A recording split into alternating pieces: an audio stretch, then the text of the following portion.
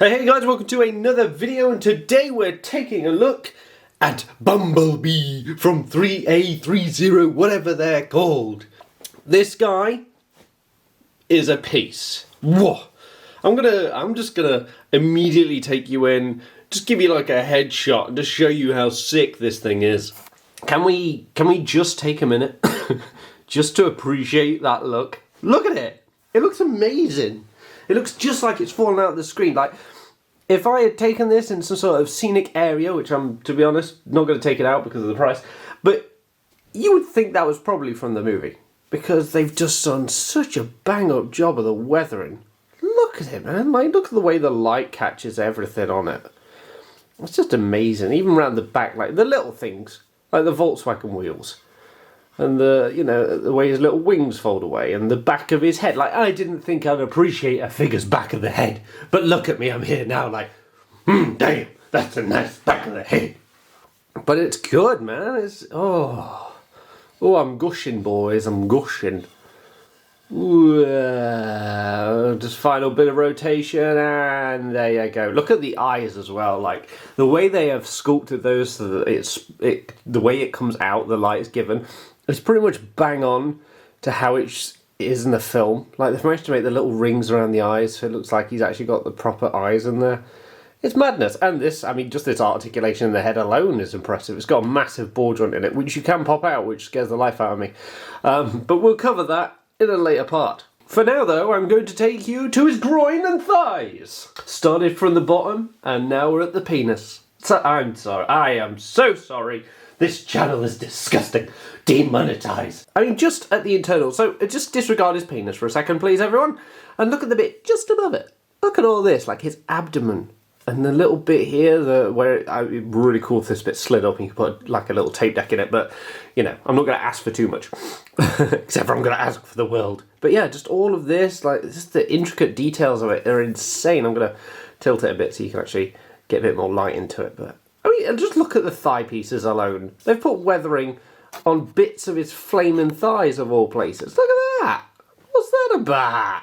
Let's go down to, quite frankly, the most adorable Transformer feet I've ever seen. Look at those tiny feeties. Who's got a tiny feetie? You got tiny feeties? Well, actually, he's got massive bloody feet. Look at the size of these things. Compensating Bumblebee. Just round the back. Like, they've put lights on the back of his feet, which, again, is accurate, but it's just little things like that that just really blew me away when I opened this. I mean, it should blow me away for the price tag, and that is one thing that I will say is a bit of a drawback. So yeah, the one drawback is this guy is not cheap. He is, he definitely is bang for your buck type thing. You know, you get a lot with it, but it's a commitment. It's nearly 200 quid. I think this was about 160, and I think Optimus, spoilers, was about 180. So they're not the cheapest to get into. However, that being said, this does do enough to justify that price tag, because it has the look. It doesn't transform, doesn't bother me. Has the articulation. That's the main thing. As long as it can articulate. But also a downside is there's a lot of instructions on how you're meant to pose this. So you do spend a lot of time going, should I be able to move it? And I'm pretty sure I've knackered this up in a few places, but we'll cover that when we go through some of the articulation or poses. I normally just pose it and show off, so. But let's go through the accessories. So here are his accessories. See, you obviously get the fist that I've already shown on the actual figure. You get these kind of more relaxed hands, which are pretty nice. Again, they're just, the attention to detail is insane. One of the doors fell over. Is not a line I ever thought I'd hear myself say in a figure review. You also get these wide open, I normally use these for waving, to be fair. I mean, you could use them for jumping poses and stuff, but the way they're positioned, I suppose they could be jumping, but they mostly look like kind of waving. You also get this gun, which, doesn't light up. I kind of wish part of it did light up. That would be pretty cool, but it's fine. There's a bigger version of Bumblebee, which I think probably does light up. But for this version, you know, the bigger version is about 400 quid, by the way, if you're interested. And then we get some doors. Yeah, so you can have him in that kind of more classic design that he had. The fact that they've painted the friggin', you know, window screwer-upper, and the door opening handle thing. I'm great at cars. Is great. It's great. I apologise if you can hear it in the background. By the way, my neighbour has decided to put a really nice, noisy muffler on his car, even though it's some sort of shit Vauxhall Corsa.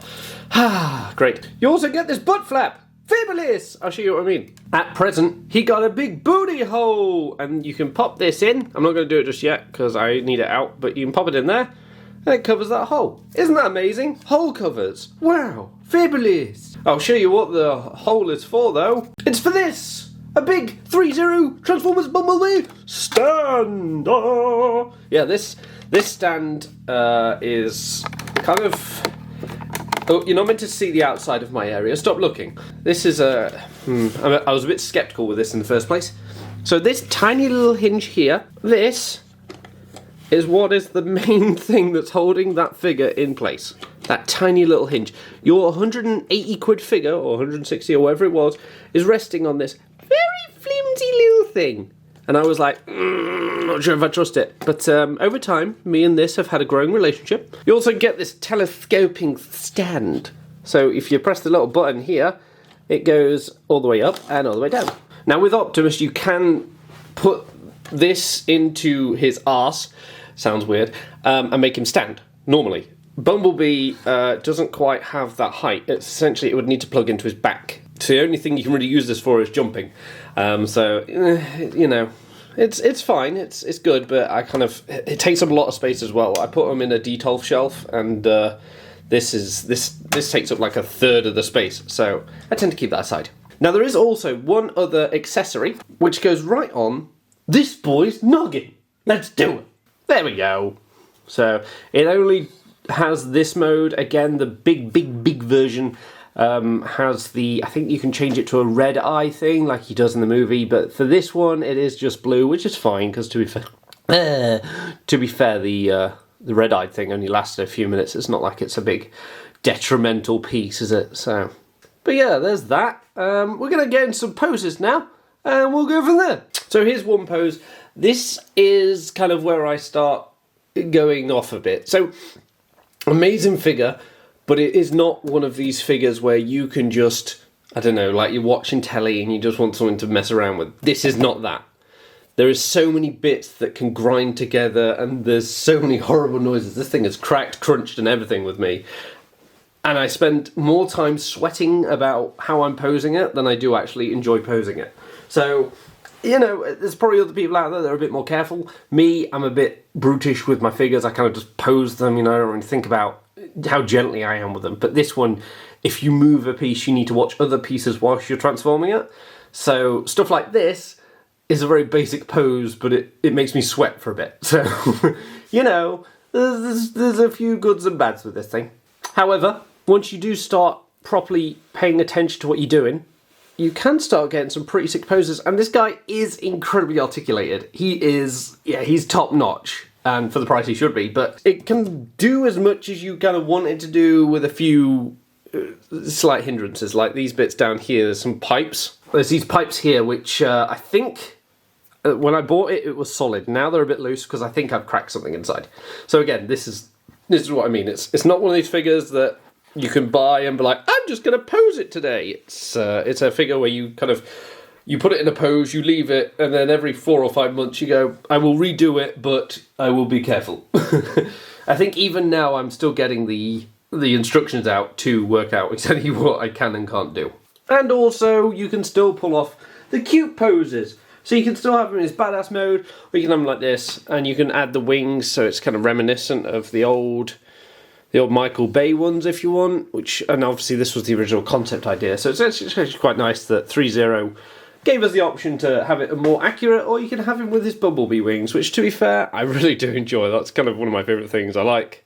I mean, he looks more like a butterfly at the moment, but still, you know, you get the point. It's a nice piece, and again, it looks great from the back, it looks great from the front. This piece is just outstanding, but yeah, I'm going to leave it there because I'm scared for the life of me that I'll break this somehow whilst on the middle of the video. So anyway, guys, thank you so much for watching. This has been my figure of the week, and until next time, I will see you all later.